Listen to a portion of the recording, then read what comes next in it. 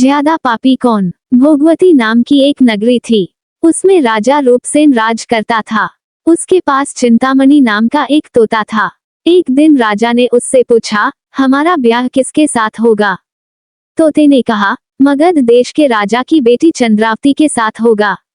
राजा ने ज्योतिषी को बुलाकर पूछा तो उसने भी यही कहा। उधर मगध देश की राजकन्या के पास एक मैना थी। उसका नाम था मदन मंजरी। एक दिन राजकन्या ने उससे पूछा कि मेरा विवाह किसके साथ होगा तो उसने कह दिया कि भोगवती नगर के राजा रूपसेन के साथ। इसके बाद दोनों को विवाह हो गया। रानी के साथ उसकी मैना भी आ गई। राजा रानी ने तोता मैना का ब्याह करके उन्हें एक पिंजरे में रख दिया। एक दिन की बात की तोता मैना में बहस हो गई। मैना ने कहा, आदमी बड़ा पापी, दगाबाज और अधर्मी होता है। तोते ने कहा, स्त्री झूठी, लालची और हत्यारी होती है। दोनों का झगड़ा बढ़ गया तो राजा ने कहा, क्या बात है, तुम आपस में लड़ते क्यों हो। मैना ने कहा, महाराज, मर्द बड़े बुरे होते हैं। इसके बाद मैना ने एक कहानी सुनाई। इलापुर नगर में महाधन नाम का एक सेठ रहता था। विवाह के बहुत दिनों के बाद उसके घर एक लड़का पैदा हुआ। सेठ ने उसका बड़ी अच्छी तरह से लालन पालन किया, पर लड़का बड़ा होकर जुआ खेलने लगा। इस बीच सेठ मर गया। लड़के ने अपना सारा धन जुए में खो दिया। जब पास में कुछ न बचा तो वह नगर छोड़कर चंद्रपुरी नामक नगरी में जा पहुंचा। वहां हिंगुप्त नाम का साहूकार रहता था। उसके पास जाकर उसने अपने पिता का परिचय दिया और कहा कि मैं जहाज लेकर सौदागरी करने गया था। माल बेचा, धन कमाया, लेकिन लौटते में समुद्र में ऐसा तूफान आया कि जहाज डूब गया और मैं जैसे तैसे बचकर यहाँ आ गया।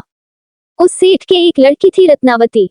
सेठ को बड़ी खुशी हुई कि घर बैठे इतना अच्छा लड़का मिल गया। उसने उस लड़के को अपने घर में रख लिया और कुछ दिन बाद अपनी लड़की से उसका ब्याह कर दिया। दोनों वहीं रहने लगे। अंत में एक दिन वहां से विदा हुए। सेठ ने बहुत सा धन दिया और एक दासी को उनके साथ भेज दिया। रास्ते में एक जंगल पड़ता था। वहां आकर लड़के ने स्त्री से कहा, यहाँ बहुत डर है, तुम अपने गहने उतारकर मेरी कमर में बांध दो। लड़की ने ऐसा ही किया।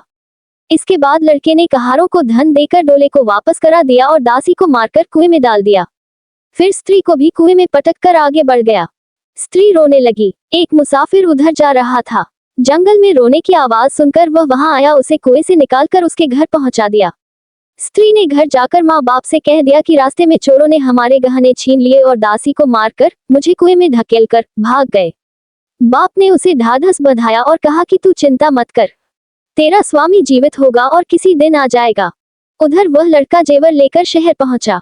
उसे तो जुए की लत लगी थी। वह सारे गहने जुए में हार गया। उसकी बुरी हालत हुई तो वह ये बहाना बनाकर कि उसके लड़का हुआ है, फिर अपनी ससुराल चला। वहां पहुंचते ही सबसे पहले उसकी स्त्री मिली। वह बड़ी खुश हुई। उसने पति से कहा, आप कोई चिंता न करें, मैंने यहाँ आकर दूसरी ही बात कही है। जो कहा था वह उसने बता दिया। सेठ अपने जमाई से मिलकर बड़े प्रसन्न हुए और उन्होंने उसे बड़ी अच्छी तरह से घर में रखा। कुछ दिन बाद एक रोज जब वह लड़की गहने पहने सो रही थी, उसने चुपचाप छुरी से उसे मार डाला और उसके गहने लेकर चंपत हो गया। मैना बोली, महाराज, ये सब मैंने अपनी आंखों से देखा। ऐसा पापी होता है आदमी। राजा ने तोते से कहा, अब तुम बताओ कि स्त्री क्यों बुरी होती है। इस पर तोते ने ये कहानी सुनाई। कंचनपुर में सागरदत्त नाम का एक सेठ रहता था। उसके श्रीदत्त नाम का एक लड़का था। वहां से कुछ दूर पर एक और नगर था, श्री विजयपुर। उसमें सोमदत्त नाम का सेठ रहता था। उसकी एक लड़की थी, वह श्रीदत्त को ब्याही थी। ब्याह के बाद श्रीदत्त व्यापार करने परदेश चला गया। 12 बरस हो गए और वह न आया तो जयश्री व्याकुल होने लगी। एक दिन वह अपनी अटारी पर खड़ी थी कि एक आदमी उसे दिखाई दिया। उसे देखते ही वह उस पर मोहित हो गई। उसने उसे अपनी सखी के घर बुलवा लिया। रात होते ही वह उस सखी के घर चली जाती और रात भर वहां रहकर दिन निकलने से पहले ही लौट आती। इस तरह बहुत दिन बीत गए। इस बीच एक दिन उसका पति परदेश से लौट आया। स्त्री बड़ी दुखी हुई, अब वह क्या करे। पति हारा थका था। जल्दी ही उसकी आंख लग गई और स्त्री उठकर अपने दोस्त के पास चल दी। रास्ते में एक चोर खड़ा था। वह देखने लगा कि स्त्री कहाँ जाती है। धीरे धीरे वह सहेली के मकान पर पहुंची। चोर भी पीछे पीछे गया।